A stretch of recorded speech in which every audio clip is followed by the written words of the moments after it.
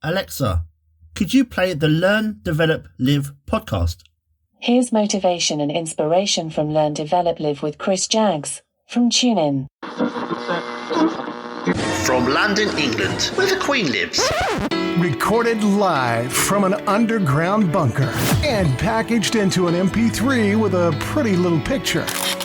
Helping to kickstart your day with the motivation and inspiration you need 365 days a year. This is the Learn, Develop, Live podcast. And this is your host, Chris Jaggs.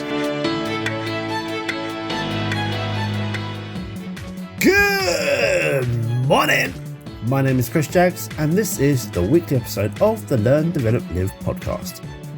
How are you doing today as we start another week full of opportunities and to go and make something big for yourself? Hello, Monday. After the content-packed week we had to celebrate the big 50 of the weekly podcast, and of course the 1 year birthday of the podcast, I hope you had time to catch up. This week, let's talk about a subject that people take in all different ways: criticism. Some people welcome it, some people just look at it as a negative, and other people just love to continually give it no matter how well you're doing for yourself. Before we dive in, let's have a drop and let's get ourselves going. You've got the idea. That's a great idea. You've got the plan. What's your plan? Now let's make it happen. This is the Learn, Develop, Live podcast. And we are back in the room. So let's talk about criticism. The world is not kind to the modern self-esteem.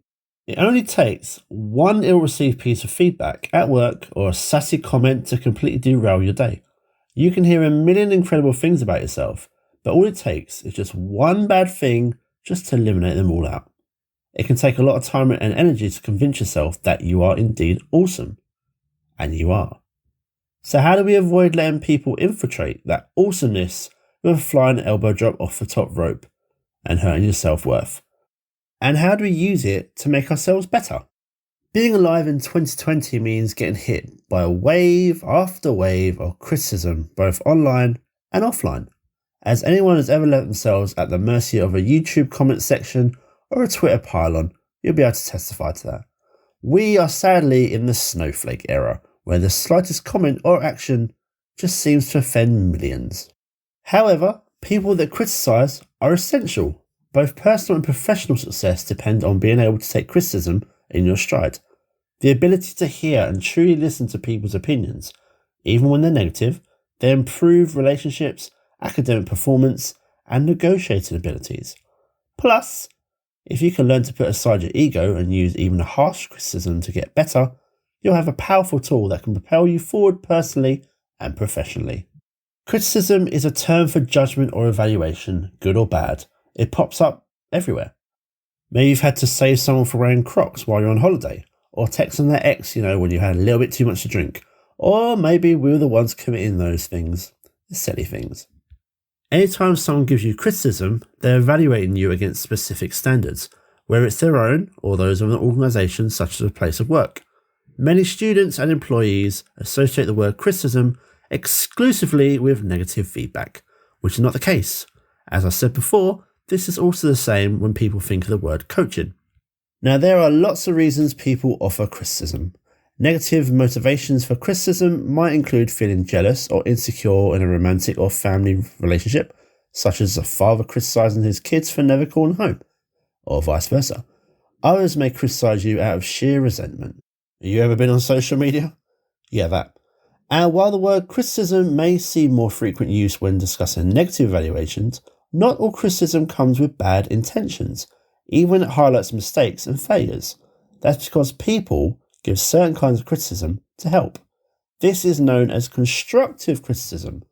To be constructive, there are a few requirements that the negative feedback should follow, or maybe at least try. It's compassionate. People should give criticism in a way that indicates they care for the person, and it should come from someone that the person respects. Or it's specific. Criticism should target the appropriate elements of the person's performance and, of course, offer guidance for improvement. Or maybe it's a match. Criticism should align with the person's emotions and motivation. You can use that list in a way as to determine if a critic is trying to help you or harm you, and it should be pretty easy to work out. So how do you handle criticism? Once you realise that not everyone's gunning for you with their opinion, there are ways to diffuse and use other people's feedback to help you. You can start by listening honestly for a critic's intention. Many people get defensive at the mere possibility of negative feedback, but no one's perfect. It's okay to think about your strengths and weaknesses. When you're about to receive either type of feedback, you should try and approach the situation with an open mind, so you can try and understand the difference. When it comes to deciding if feedback is constructive or destructive, think about whether feedback is coming from someone who cares about you, references as an area you want to improve in, or specifically how you can get better. If you made dinner for your better half and they say it was terrible without saying why, maybe they're just nitpicking.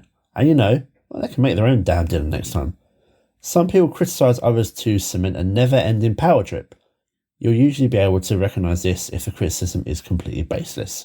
For example, a manager criticising your stats without having calculated them. Or perhaps the feedback is followed by something demeaning, or along the lines of, "because I said so." That's a huge red flag, and that's one you should try and swerve away from. But, however, your reaction to criticism should vary depending on its intention. It's important to take stock of the people in your life who really want the best for you. If they do, then criticism should be a dialogue. If you prefer a different style of communication, let someone know. If they push you back, you might find that they want to be the judge, jury and executioner without even attempting a legal degree. If they alter their approach to match how you wish to develop, it's a sure sign that they're #Team You. You should look to how you can make plans to act on constructive criticism. If someone's giving you feedback with a genuine view to help you improve, and they're really keen on doing so, action is the key. Find out how you learn and keep a record of criticism within your profession or your field of interest. You're receiving cheat codes for self-improvements, and you won't lose any points for that. One of my favourite things to do with criticism is to silence the critics. With the criticism you receive that is actually constructive, a simple thank you to acknowledge it, looking to possibly implement it is more than enough, but it's the trolls out there. That's where you've got to be slightly different. The aim they have is to make themselves feel better by belittling someone else. It's a sad but true story. The reaction they expect is some fight back to show their words of evil have had some sort of effect. And of course, this makes them feel better about themselves. Now, how I approach trolls like this is simply just don't react. If you fight back, they'll fight back again. Now, I'm not saying forget about this evil, but what you do with the bad stuff, you use it as fuel. Use the bad stuff to fuel you, to help motivate you, to help push you forward like an extra boost. Some of the greatest sports stars love the boos and the abuse they receive from the opposition's fans. Why? Well, if that person wasn't doing great things against the opposing team, those fans just would not be booing them. My biggest piece of criticism I received was over a dinner table, and to be honest, at the time, I didn't actually know I'd received it as I hadn't heard it. But at the very beginning, when I had the idea of moving into coaching, I was told along the lines of, "Why are you doing that? You're just dreaming." Now, my problem here is, I always had an argument ready in my head for the question of why, and I'm gutted I didn't get to use it, but instead, I use it as fuel for the fire. Not just for the wooden log for an open fire, but actual petrol. Yeah, let's get that fire roaring. The short story is just where I am right now, and of course, being officially accredited and certified to coach people. Boom! So, to sum up, remember that criticism is just another form of communication. People can either care and be constructive, or just be damn well rude and be a troll. There is a difference. It's like good versus evil. Feedback can help make you stronger. Use the information you've gained to change your performance, service, exhibition, event, whatever it is you've got going on right now. It forces you to think about how you work. Constructive criticism can guide you away from bad practices and towards the good ones. Try to be objective and look at what you're providing as though it's not yours.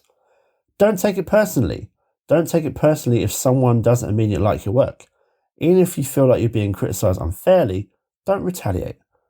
Don't retaliate with that knee-jerk reaction, or else you could possibly damage your prospect of working with that client or audience, and you can even harm your reputation as well.